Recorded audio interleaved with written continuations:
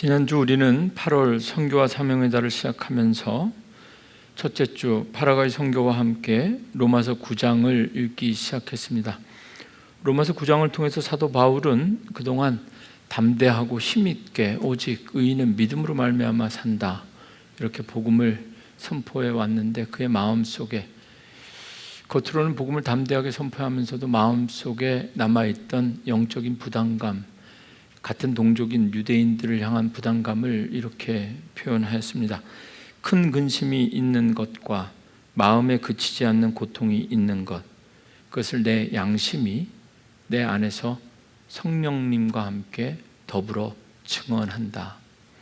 사도 바울의 양심이 성령님과 함께 더불어 증언하기 시작하는 말씀이 로마서 9장 말씀이었습니다. 그리고 지난주 선교의 달과 파라과이 선교를 시작하면서 우리가 붙잡았던 말씀은 큰 근심과 그치지 않는 고통, 우리가 편안한 것 같고 모든 것 다 감사한 것 같지만 선교를 위해서 바울이 느꼈던 것 같은 지금 이 순간에도 복음이 필요한 분들, 파라과이 땅이나 인도, 그리고 인도의 상황은 파라과이랑은 또 다르죠.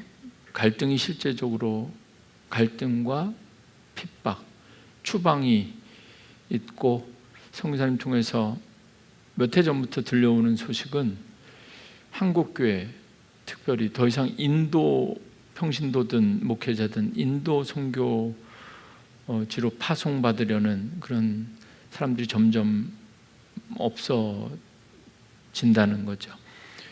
있던 선교사들은 추방당하고 있고, 그리고 새로운 젊은 선교사들은 더 이상 인도 땅을 찾아오지 않는, 인간의 염려가 아니라 영적인 큰 근심과 그치지 않는 고통, 선교를 위해서는 저런 나라와 민족, 그리고 사도 바울이 가졌던 것처럼 우리가 기쁨과 감사로만 주신 사명을 감당하는 것뿐만 아니라 말씀을 읽어보니까 우리에게도 저런 근심이 좀, 내가 이렇게 가만히 있어도 될까? 파라과이 땅과 인도 땅과 아니면 주변에 아직 예수 믿지 않는 사람들을 향해서 아무렇지도 않게 만나고 밥도 먹고 카톡도 주고받고 할 거 다 하는데, 정말 우리에게 필요한 건 선교적 사명을 위해서 근심, 그리고 가끔씩 찾아오는 고통이 아니라 끊어지지 않는, 마음에 그치지 않는 그런 고통이 있었으면 좋겠다. 사도 바울의 말씀 가운데 지난주에 우리가 붙잡았던 것은 큰 근심과 고통입니다. 오늘은 이어지는 본문을 통해서 인도 선교를 시작하면서, 선교 주간을 시작하면서 오늘 우리가 붙잡아야 될 것은 오직 약속의 자녀가 씨로 여기심을 받았느니라. 약속의 자녀라는 말씀을 함께 나누고자 합니다. 여러분, 신앙생활하면, 그리스도인으로 살게 되면 누릴 수 있는 여러 가지 특권이 있습니다. 믿으십니까? 사도 바울이 지금까지 우리가 읽은 내용 중에 사실은 사도 바울이 유대인들을 향해서, 하나님의 선택한 유대 민족을 향해서 너에게 하나님께서 주신 축복이 있다, 이렇게 이미 설명한 적이 있는데요. 로마서 3장을 설교하면서 제가 소개해드렸던 내용인데, 로마서 3장 1절과 2절 말씀에 보면 그런즉 유대인의 나음이 무엇이며 유대 민족이 다른 이방 민족보다 더 better, 나은 것, 좋은 것이 무엇이냐? 할례의 유익이 무엇이냐? 유대인들은 할례 받는 걸 아주 그들의 정체성으로 여겼기 때문에 할례 받는 유익도 중요하고, 범사에 수만 가지 하나님의 백성으로 살아가는 특권들이 많은데, 우선은 가장 중요한 것, 첫째, 우선은 그들이 하나님의 말씀을 맡았습니다. 여러분, 그리스도인으로서 믿음으로 살면서 우리가 누릴 수 있는 가장 큰 특권, 그게 뭐냐면 말씀이라는 겁니다. 말씀을 들을 수 있고 말씀을 통해 은혜 받을 수 있고 또 말씀을 전할 수 있고, 무엇보다 사도 바울은 유대인들에게 말씀의 특권을 사명적으로 표현하고 있습니다. 그래서 말씀을 들은 자들이 아니라 말씀을 맡았음이라. 말씀 딱 붙잡고 말씀 붙잡고 믿음으로 살라는 것뿐만 아니라 말씀을 맡았다는 건 맡겨졌다는 거죠. 맡겨놓은 말씀을 전해야 되는 사명과 미션들, 이것이 특권이고 사명입니다. 여러분, 선교의 달에 우리가 시간이 많거나 남들보다 물질이 많거나 또 더 나아서 그렇게 하는 게 아니죠.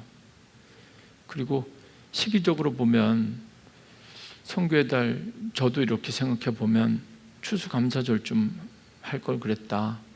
휴가 다 갔다 오고 제일 주일날 예배도 많이 드리고 성도들 제일 많이 모였을 때 하지, 다 휴가 가고 여행들 많이 가는 7월에 준비해서 8월에 선교의 달 하는 게 타이밍적으로도 우리가 특별한 그게 아닙니다. 그렇지만 우리에게 주신 믿음은, 이 선교라는 것은 하나님께서 우리에게 맡겨주신 말씀, 그 맡겨주신 말씀을 전하는 것. 좀 더 요약하면 말씀을 들을 수 있는 것, 말씀을 전할 수 있는 게 그게 아무나 할 수 있는 게 아니기 때문에 특권입니다. 그래서 선교도 특권입니다.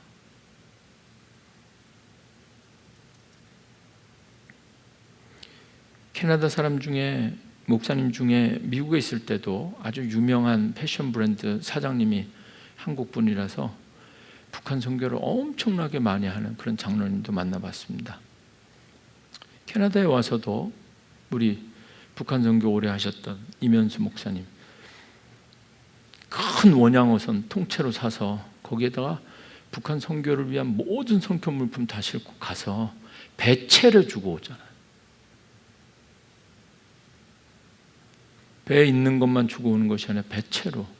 그런데도 잡히고 갇히고, 우리가 잘 알고 있는, 우리 주변에서 들을 수 있는 이야기잖아요. 그러나 그럼에도 불구하고 이 선교는 믿는 자들에게, 말씀을 매주 이렇게 전하고 듣는 자들에게 주시는, 하나님께서 나에게 주시는 특권이다, 이렇게 생각하시고 오늘 주신 말씀뿐만 아니라 선교에 동참할 수 있는 우리 모두가 되기를 주님의 이름으로 축원합니다. 아멘. 오늘 본문 6절부터 읽었지만 지난주에 소개해드린 4절부터 5절까지 말씀을 통해서 오직 믿음으로 사는 사람들, 특별히 사도 바울이 유대인들 큰 근심과 마음에 그치지 않는 고통으로 참 최고의 축복, 특권들을 받은 민족인데 어떻게 예수를 받아들이지 못하는가에 대한 그 안타까움 가지고 4절 5절에 유대 민족들이 구약 성경에 나오는 것들을 다 요약해서 유대 민족들이 받은, 하나님께서 그들에게 주신 놀라운 축복들을 쭉 9가지를 쭉 설명하고 있는데요.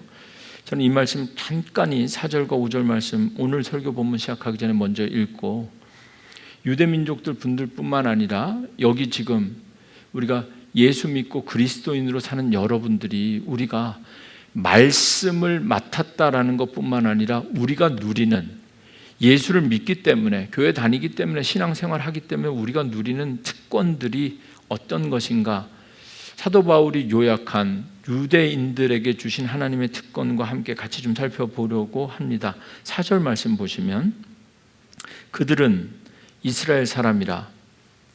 유대인들이, 하나님께서 유대인들에게 주신 특권, 오늘 우리가 잘 고백하지 않고 있는 것 같지만 우리도 저런 특권들을 지금까지 누렸고 지금도 누리고 앞으로도 누릴 텐데, 사도 바울이 요약한 거죠.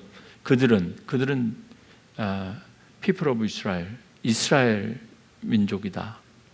여기 그 사도 바울은 유대인들을 유대인, 유대민족이다라고 표현을 하다가 바울 서신 특별히 로마서에서 처음 나오는 표현입니다. people of Israel, 이스라엘 민족이라. 지금도 우리가 뉴스를 통해서 팔레스타인 그리고 이스라엘이라는 나라 이야기를 많이 듣죠. 근데 여기 이스라엘은 그 야곱이 약복강가에서 밤이 새도록 기도했던 그 순간을 기억하셔야 됩니다. 다른 민족들은 세상에서 어떻게든 잘 살아보려고 바둥바둥 그렇게 사는 사람들인데 유대 민족들에게 주신 특권은 뭐냐? 이스라엘 사람이라. 우리는 세상 사람처럼 그렇게 뭐 세상에 같이 물질 붙잡고 사는 사람이 아니라 우리는 오직 하나님만 붙잡고 밤이 새도록 하나님과 씨름하며 하나님의 복으로 살아가는 사람들. 이게 하나님만 붙잡을 수 있는 것. 환도뼈가 부러져서 쩔뚝쩔뚝 저는 한이 있더라도 절대로 하나님을 놓치지 않고 하나님만 붙잡고 끝까지 이슈라 겨루다 견디다. 하나님과 싸우고 하나님과 스트러글 하면서 레슬링이잖아요, 영어로는. 하나님과 나뒹구는 사람들, 하나님과 어떻게든 하나님 안에서 하나님 뜻 안에서 어떻게든 하려고 하는 이게 특권이라는 겁니다. 두 번째, 양자됨. 양자됨은 원래 히브리어 개념이나 헬라어 개념에는 저런 개념 자체가 없습니다. 로마서 신을 쓰고 있기 때문에 로마 사회에 로마 황제나 로마 귀족층들이 종들을 잡아다가 똑똑하게 생긴 아이들 어답트 하는 거, 그 개념을 이용해서 사도 바울의 신학적인 티오리, 신학적인 이론이 되는 거죠. 원래 유대인들은 태어나야, 아브라함의 자손으로 태어나야, 혈통적으로 태어나야 구원받을 수 있다. 사도 바울은 아니, 누구든지 하나님께서, 그래서 에베소서 2장 3절에 보면 전에는 우리도 다 그 가운데 우리 육체의 욕심을 따라 지내며 육체와 마음이 원하는 것을 하여 다른 일과 같이 본질상 진노의 자녀였는데 하나님의 자녀로 양자된 것, 이게 우리에게 주신 특권이다. 그래서 말씀드리잖아요. 하나님을 아버지라 부를 수 있는 거 아무나 할 수 없는 거라고. 우리에게 주신 특권 때문에 우리가 하나님을 아버지라고 부를 수 있는 겁니다. 세 번째는 영광. 다시 그 4절 말씀 보시면 영광은 하나님의 임재입니다.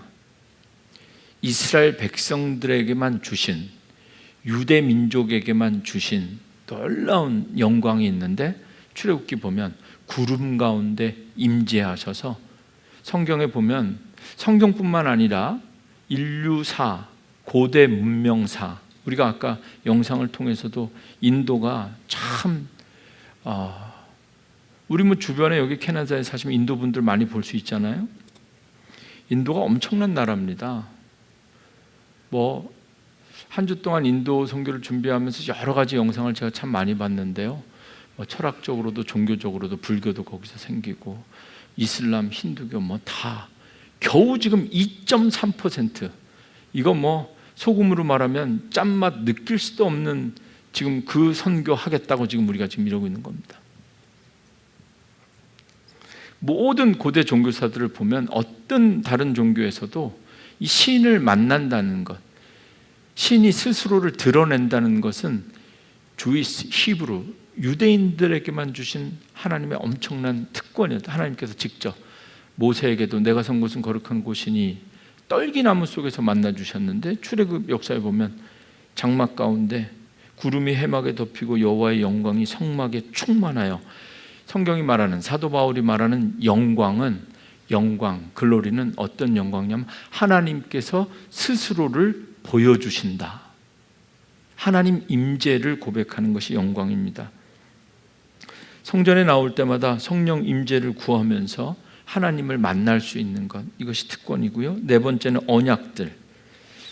구약 성경에 보면 이 언약들은 복수로 되어 있습니다. 지금 사도 바울도 언약이 아니라 언약들 이렇게 되어 있는데, 언약, 아담 언약, 노아 언약, 아브라함 언약, 이삭 언약, 야곱 언약, 다윗 언약, 예레미야 언약.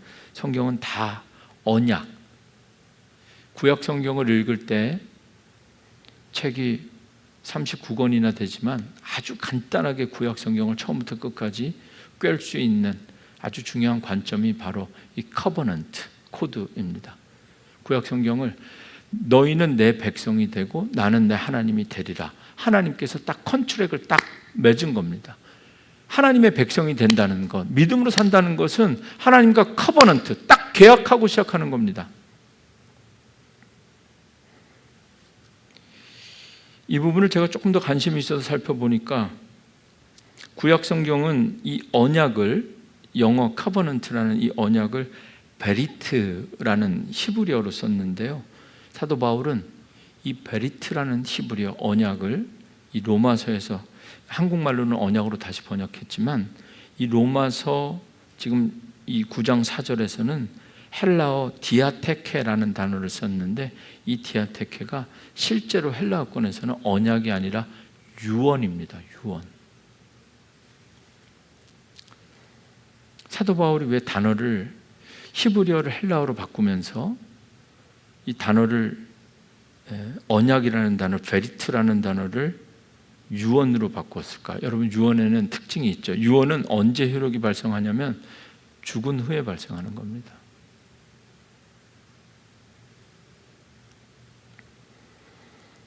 그리고 또 유언은 특징이 있죠. 미국에서 요즘 목사님도 그런지 모르겠는데 제가 처음 미국 2008년도에 갔을 때 여전히 미국 교회들은 실제로 유언장을 목회자와 함께 같이 쓰는 가정들이 많습니다.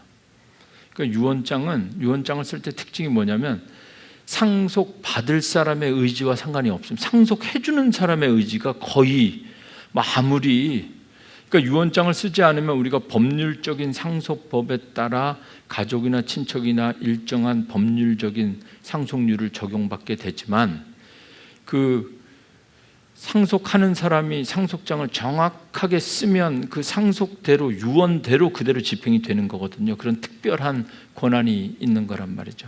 그러니까 사도 바울은 이 믿음으로 사는 사람들, 그리고 이 유대인들, 하나님의 백성은 하나님과 어떤 특권을 누리냐면 이건 우리가 뭘 어떻게 좋은 딜을 해서 하나님과 이런 관계, 아버지가 내 백성이 되고 내 하나님이 되고 이런 게 아니라 전권적으로 하나님께서 주도적으로 계약을 딱 해서 처음부터 끝까지, 성경을 읽어보면 너는 내 백성, 아담과 하와 때부터 컨트랙을 딱 맺고 컨트랙이 깨지면 하나님께서 벌하시고 컨트랙을 지키시면 축복하시고 깨진 거 다시 또 하나님께서 회복하시려고 뭘 하시고 계속 이 관계입니다. 결국 나중에 신약 시대로 넘어가면서 이 깨어진 관계를 회복하기 위해서 컨트랙, 언약을 지키기 위해서 독생자 예수 그리스도 카드까지 꺼내게 되시는 거죠. 이 언약, 여러분 유대 민족이나 오늘도 지금 성전에 나와서 믿음으로 이렇게 하나님을 예배하는 우리는 하나님과 우리는 아주 이런 특별한 언약적 관계가 있다는 것, 그런 특권이 있는 겁니다. 다섯 번째, 율법, 십계명 이야기하는 겁니다. 들려주시는 말씀뿐만 아니라 새겨주시고 보여주시는 말씀도 특권이죠. 여섯 번째는 예배입니다. 예배도 사실 한국말로는 예배라고 번역됐지만 바울이 사용한 단어는 라트레이아, 정확하게는 유월절 예식을 의미하는 겁니다. 출애굽 백성들이 애굽에서 나올 때 그냥 예배가 아니라 유월절 예배, 정말 죽을 수밖에 없는 사람들인데 다 죽어가는 상황 속에서 살려주시는 애,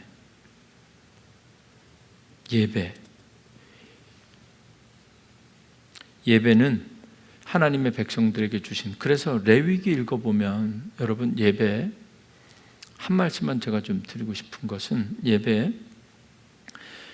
예배는 상황과 현실에 맞게 드리는 게 아닙니다. 부족하지만 담임 목사로서 항상 중요하게 생각하는 게 주일날 예배입니다. 특별히 우리 교회는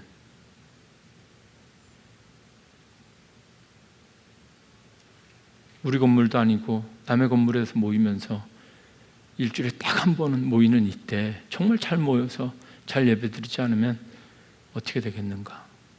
이때 우리가 생각해야 될 것, 레위기도 마찬가지고 사도 바울도 마찬가지, 예배는 하나님께서 정하신 법과 형식과 방법이 있습니다. 그 안에서 드리는 겁니다. 우리의 형편과 상황에 따라 플렉서블하게 조정하는 게 아니라는 겁니다. 예배의 특권을 온전히 누리는 비결은 하나님께서 정하신 예배의 형식, 법에 따라 출애굽한 이스라엘 백성들 뿐만 아니라 레위기 1장부터 7장의 모든 제사는, 그러니까 레위기 읽어보면 이런 게 왜 성경에 들어왔지?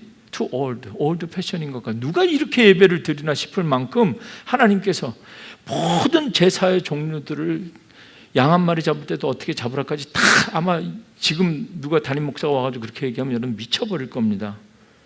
대충 주는 대로 받으시면 되지 싶을 텐데 하나님은 그렇게 하지 않았다는 거예요. 거기에 예외도 없습니다. 제사장도 이렇게 해서 제사장 해야 될 일은 이거고, 태울 건 태우고 버릴 건 버리고 드릴 건 드리고 각 드릴 건 각 드리고, 다 법과 방법이 있다는 겁니다.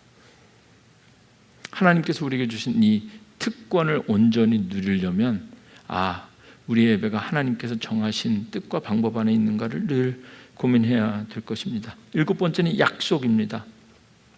성경을 우리가 읽으면서 사도 바울이 말하는 약속은 언약 안에 담겨 있는, 그래서 이 언약들과 약속들은 복수로 되어 있잖아요. 한국말에도 그렇게 번역되어 있는데, 성경에 나타난 최초의 약속이 창세기 3장 15절에 있는데, 수많은 약속들, 하나님께서 약속하신 것, 오늘 설교 주제와도 직접 연관이 있는 약속의 자녀. 약속이란 무엇인가? 여러분, 약속, 다음 주에 만납시다, 이 약속이잖아요.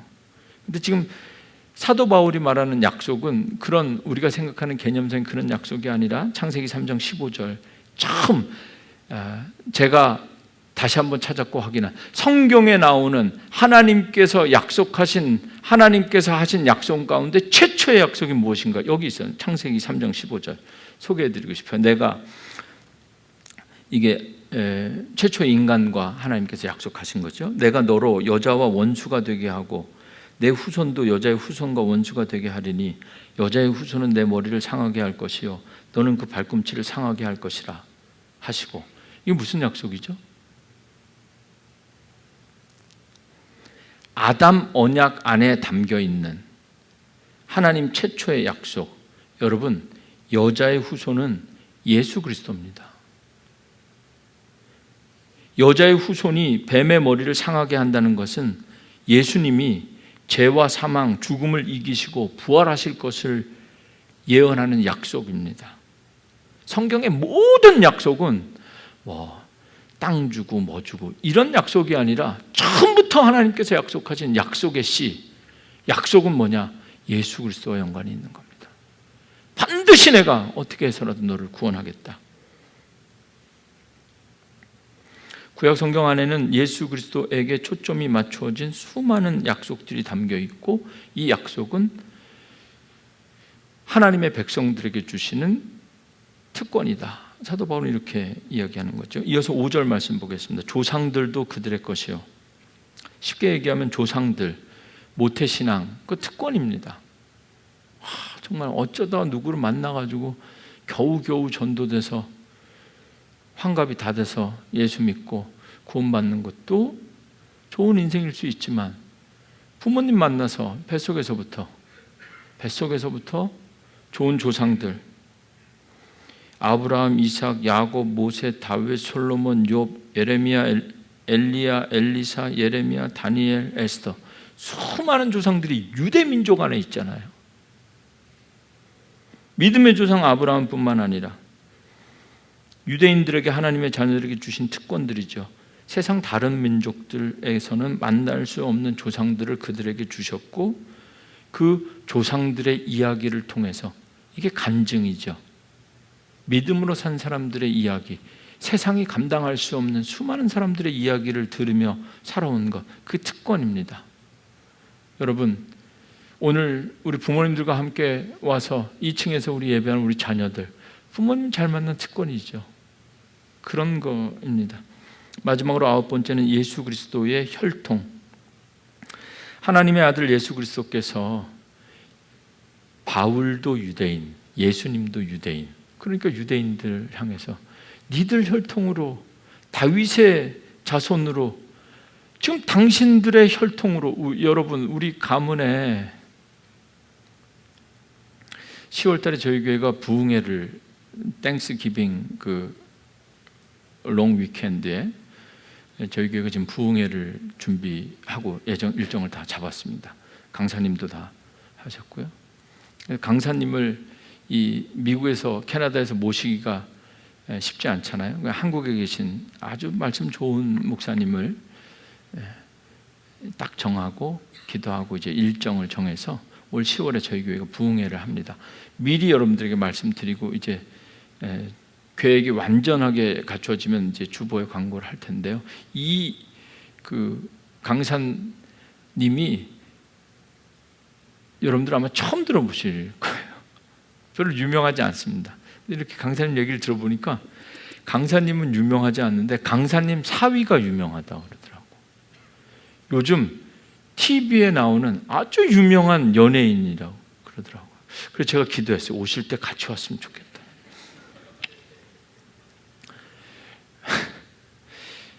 그렇게 사위랑 딸이랑 다 같이 왔으면 좋겠다. 그래서 간증하고 집회하고 이러면 나 같으면 그럴 텐데 막 이런 이제 생각을 했어요. 우리가 누구 하나 유명한 가수나 연예인이 우리 집안에 있다.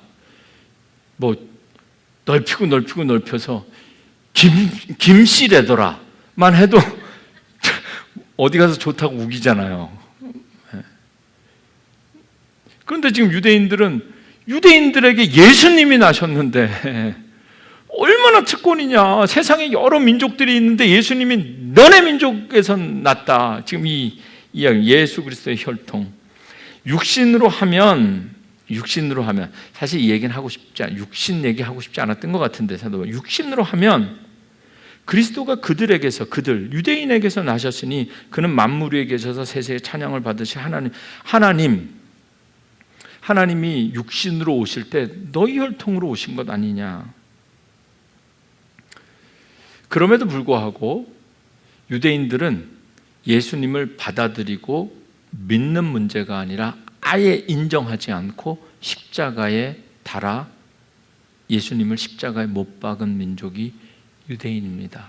그러니까 이 복음을 깨닫게 된 사도 바울이 얼마나 마음에 큰 근심, 이 일을 어떻게 할 것인가.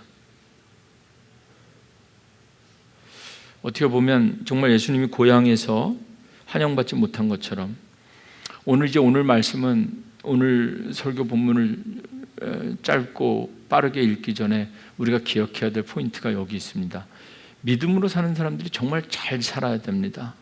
우리는 마치 유대인들과 같습니다. 하나님의 자녀라고 지금까지 우겼고 하나님의 백성이라고 믿으면서 여기까지 살아왔습니다. 잘 믿어야 됩니다. 하나님의 자녀라 된 사람들,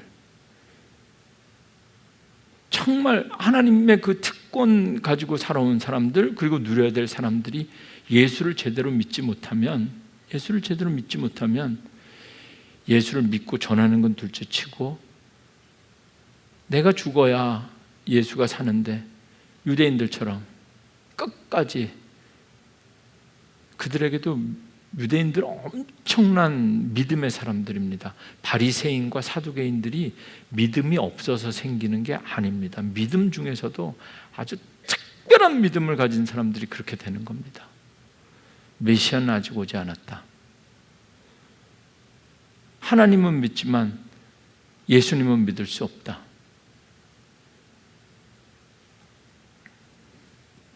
유대인들은 하나님의 엄청난 특권을 누리면서도 예수를 믿지 않았습니다. 지금까지 우리도 그리스도인이라 불리며 살면서 유대인들과 마찬가지로 참 많은 특권들을 누리며 살았습니다. 그래서 그리스도인들이 잘 살아야 됩니다. 잘 죽어야 됩니다. 나는 죽고 예수로 사는 삶. 그게 안 되면 날마다 나만 살고 예수를 죽이는 삶. 선교와 사명의 달에 내가 지금 날마다 내게 주신 믿음으로 정말 잘 살고 있는가를 점검할 수 있는 그런 은혜가 있어야 됩니다. 그래서 오직 의인은 믿음으로 말미암아 산다. 입술로만 고백하는 것이 아니라 믿음으로 산다는 것은 어떻게 사는 것일까를 실험해 보는 것. 믿음으로 산다는 것은 어떻게 사는 것일까를 직접 경험해 보는 것. 그게 바로 선교이고 사명입니다. 해보는 겁니다. 해보는 겁니다.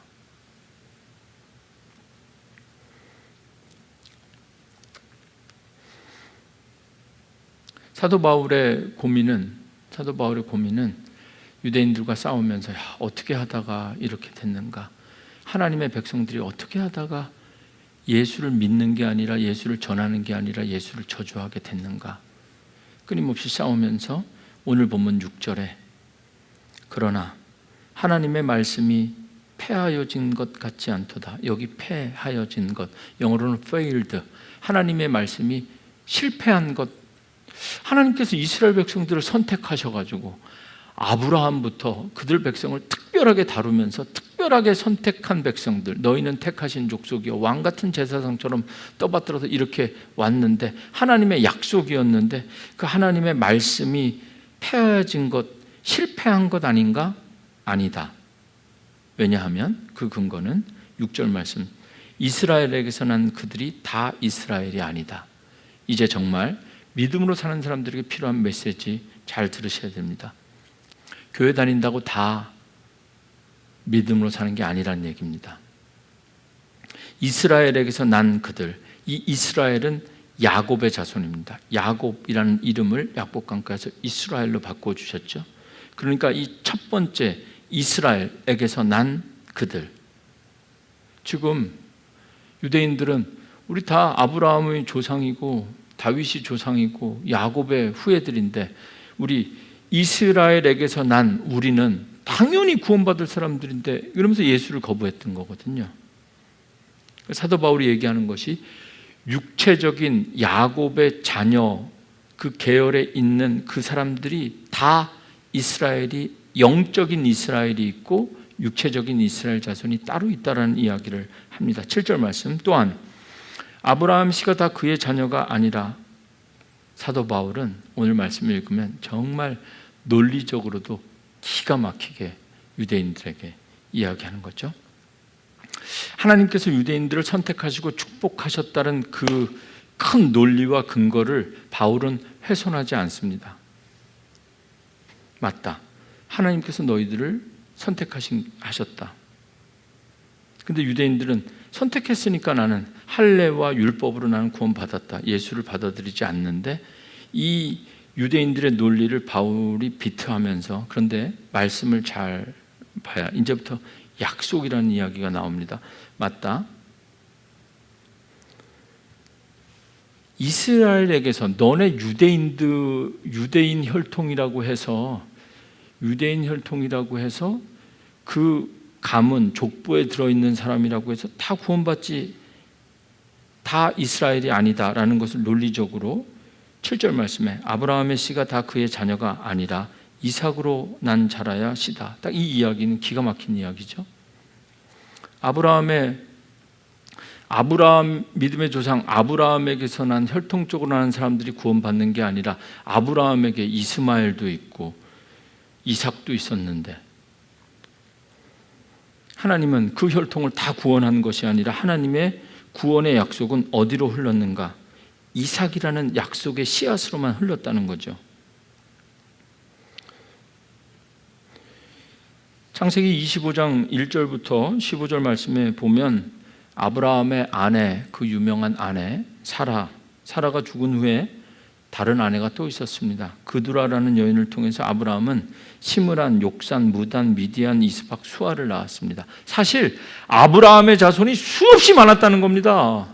이스마엘도 있었고 그렇지만 그 아브라함에게서 혈통에서 난 자라고 해서 다 구원한 것이 아니라 하나님의 약속은 따로 있었고 약속의 씨앗, 하나님의 구원의 약속이 어디로 흐르는가 정확하게 이삭으로부터 난 자라야 내 씨라 불리리라 말씀하셨습니다. 그래서 8절 말씀 곧 육신의 자녀가 하나님의 자녀가 아니요 오직 약속의 자녀가 씨로 여김을 받았느니라. 자연적 출생의 환경이 구원의 조건이 되지 않는다는 이야기입니다. 하나님께서 주신 특권들, 축복을 누린다고 해서 구원의 완성을 이루지는 못한다는 이야기가 되겠죠. 지금 부모님들 따라서 와서 저 2층에서 예배드리는 거 엄청난 축복인데 그렇다고 해서 구원의 완성을 이룰 수 있는가? 다른 문제라는 겁니다. 9절 말씀, 약속의 말씀은 이것이니 명년 이때에 내가 이르니 사라에게 아들이 있으리라 하심이라. 약속의 말씀, 이것은 하나님의 뜻이죠. 하나님의 뜻은 명년 이때, 하나님의 때에 이루어지는 것이 하나님의 계획이라는 겁니다. 많은 사람들이 이 이야기는 너무 잘 알아서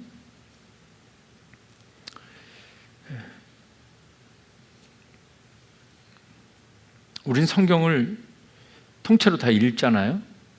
그러니까 아마 바울이나 유대인보다는 훨씬 더 인식하기가 좋겠죠. 지금쯤 여러분들 마음속에 왜 이스마엘은 안 되고 이삭이 될 수밖에 없는지 우리는 다 알고 있습니다.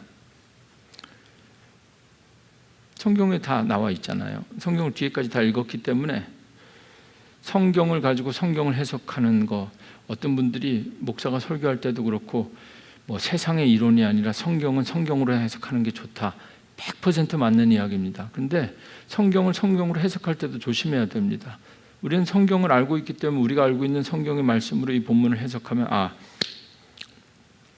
하나님께서 아브라함에게 사라를 통해서 반드시 아들을 주겠다고 했는데 그 기다리지 못해갖고 하가를 통해서 이스마엘을 낳았으니 당연히 아니지. 하나님의 약속이 아니잖아. 하나님의 약속은 100세 얻은 이삭을 통해서 이렇게 알고 있단 말이죠. 그래서 사도 바울이 이번에는 아브라함과 이삭의 얘기 외에 또 한 가지 아주 좋은 완벽한 이그젬플을 성경에서 끄집어냅니다. 그 10절입니다. 그뿐 아니라 사라에게 아들이 있으리라. 그뿐 아니라 10절에 또한 리브가, 기가 막힌 이야기인데요. 리브가는 이삭의 아내입니다. 우리가 볼 때는 왜 이스마엘은 안 되고 왜 이삭은 되는지 우리가 가진 믿음을 우리는 판단하죠. 하갈은 몸종이었고 사라는 정식 부인이었으니까 정식 부인에게 낳은 아들은 되는 건 당연한 거 아니야, 이렇게 우리는 생각하죠. 그러면 여러분, what about 리브가는 어떻습니까? 사도 바울 지금 이 이야기는, 리브가는 이삭의 아내는 리브가인데 리브가가 쌍둥이를 낳았는데 똑같이 뱃속에 있었는데 왜 에서는 안 되고 야곱만 되는 거냐, 지금 이 이야기를 하는 겁니다. 엄마가 달라서 안 된 거야? 엄마가 달라서 이스마엘은 안 되고 이삭은 됐어. 오케이. 그러면 엄마가 같은 이야기. 그뿐 아니라 또한 리브가가 우리 조상 이삭 한 사람으로 말미암아 임신했는데, 다 아는 이야기죠. 11절. 그 자식들이, 잘못 읽으면 욕처럼 들릴 수도 있나, 그 자식들이, 그 자녀들이, sons, 쌍둥이들이 아직 나지도 아니하고 무슨 선이나 악을 행하지도 아니한 때 택하심을 따라 되는 하나님의 뜻이 행위로 말미암지 않고 오직 부르신 이로 말미암아 서게 하려 하사. 하나님의 약속이라는 것을 지금 사도 바울은 설명하고 있는데요. 이 리브가 이야기, 하나님께서 누군가를 어떻게 구원하시겠다고 어느 시점에서 결정하셨느냐를 우리가 이 말씀을 통해서 한번 생각해 볼 수 있습니다. 우리가 가진 믿음은 성경 뒤의 이야기로 이 성경 앞의 이야기를 결정합니다. 우리가 이미 다 알죠. 에서가 얼마나 못된 놈인지. 툭 하면 배고파가지고 막 오자마자 뭐 밥만 준다면 다 팔아버리고, 당연히 하나님의 약속이 에서에게 가기는 어려웠겠구나. 야곱이지. 그건 나중 이야기입니다. 하나님께서 뱃속에 있던 두 아들이 태어나서 어렸을 때부터 하는 행태를 보고, 이거는 완전히 이 씨는 안 되겠다. 야곱. 생각해보면 야곱은 성경을 그런 의미에서 보면 아무리 에서를 제끼려고 하는 근거를 찾아서 그렇다 치더라도 야곱이 약속의 씨가 될 만한, 야곱이 뭐 태어나자마자 갑자기 어렸을 때 말을 뛰기 시작하더니 무릎 꿇고 기도했대더라, 이런 얘기가 나오는 것도 아니고, 뭐 특별한 영성을 확인할 수 있는 게 아무것도 없단 말이죠. 우리가 그냥 그렇게 생각할 뿐이죠. 그래서 다시 한번 이 사도 바울의 이야기를 들어보면 뱃속에 있을 때부터 아예 하나님께서 약속의 자녀는 정했다는 겁니다. 하나님께서 하나님의 뜻을 정하는 포인트가 우리가 알고 있는 것처럼 모든 이야기를 들은 다음에 이 녀석은 되고 안 되겠어 해서 한 것이 아니라 거기에 있을 때부터 C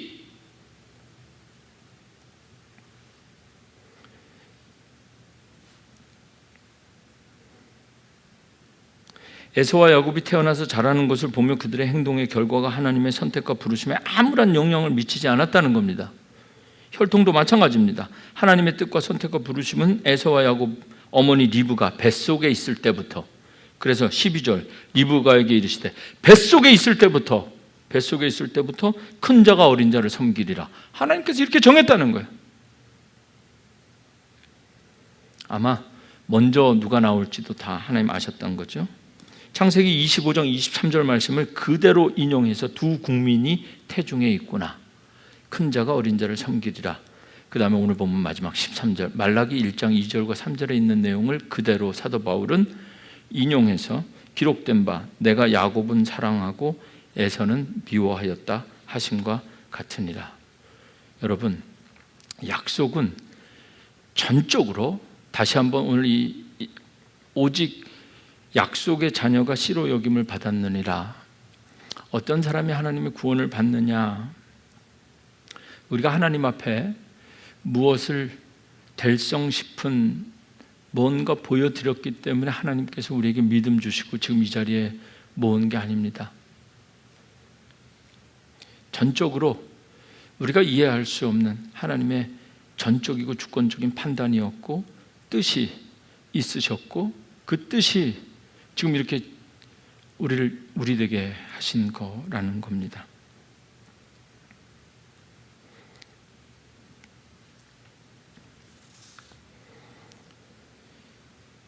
그 마지막 13절에 말라기에서 인용한 사도 바울의 이야기가 내가 야곱은 사랑하고 에서는 미워하였다.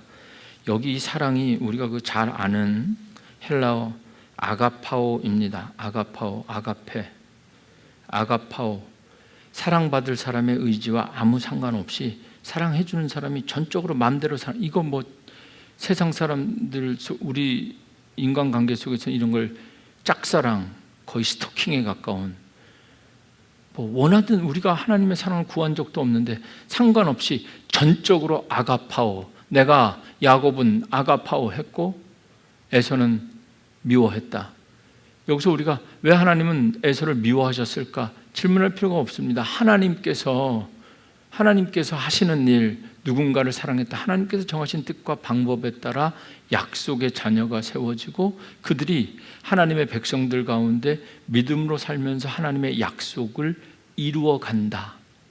사도 바울이 로마서 9장을 통해서 이 이야기를 오늘뿐만 아니라 계속 이어갑니다. 오늘 13절까지 말씀만 읽으려고 합니다. 하나님의 약속은 결론적으로 오직 믿음으로 사명을 감당하는 자들을 통해서 이루어지게 될 것입니다. 이게 선택과 애정의 논리로 사도 바울이 오늘 이야기를 하는 것이 아니라 약속의 씨앗, 약속의 말씀을 붙잡고 사는 사람들이 무엇을 믿고 무엇을 따라야 하는가에 대한 말씀입니다. 하나님은 우리를 약속의 백성으로 부르셨습니다. 그리고 특권, 말씀을 맡겨주셨습니다. 복음이 특권이고 그 특권, 복음을 전하는 건 정말 성경은 놀라운 축복입니다. 하나님의 약속을 믿는 사람을 통해서 구원의 역사를 이어가십니다. 혈통이 아니라 믿음입니다. 오직 믿음으로 사는 자들은 하나님의 약속을 믿고 그 약속을 이루는 자들입니다. 저도 아직 젊어서 그런지 말씀을 읽을 때마다 끊임없이 왜 이러실까? 질문하게 되고 궁금한 부분이 많습니다. 왜 이러실까? 왜 나는 오늘 여기 몬트리올 강단에 서 있는 건가? 약속. 오직 믿음으로 사는 자들은 하나님의 약속을 믿고 그 약속을 이루는 자들, 오늘도 믿음으로 살고 믿음으로 살겠다고 주장하고 어쩌면 우기는 사람들, 믿음으로 살아야 되겠다 우기는 자들을 통해서 하나님의 약속을 전하시고 이루신다. 오늘 말씀 가운데 몇 가지만 다시 한번 읽어드리고 마치고자 합니다. 여러분, 이스라엘에게서 난 그들이 다 이스라엘이 아니라고 말씀하십니다. 교회 다닌다고 다 믿음으로 사는 것 아닙니다. 믿음으로 산다고 입술로 말한다고 해서 다 선교하는 것 아닙니다. 오직 약속의 자녀가 씨로 여김을 받느니라. 하나님의 약속을 이루는 사람들이 따로 있다는 겁니다. 하나님의 선택은 특권을 넘어선 부르심, 사명이기 때문에 그렇습니다. 약속의 말씀, 복음의 씨앗이 되고 씨앗을 뿌리는 선교의 사명자들, 하나님의 선택이 어디에 있는가? 하나님은 오늘 우리를 선택하셨습니다. 그리고 하나님은 오늘 이 선교의 달 둘째 주간 인도 땅을 바라보게 하십니다. 여러분, 왜 지금 나에게 이런, 수없이 질문할 수 있지만 한 번쯤 오늘만이라도 질문하기보다는 이번에는 하나님 앞에 왜라고 묻기 전에 하나님 감사합니다. 오직 약속의 자녀가 씨로 여김을 받았느니라.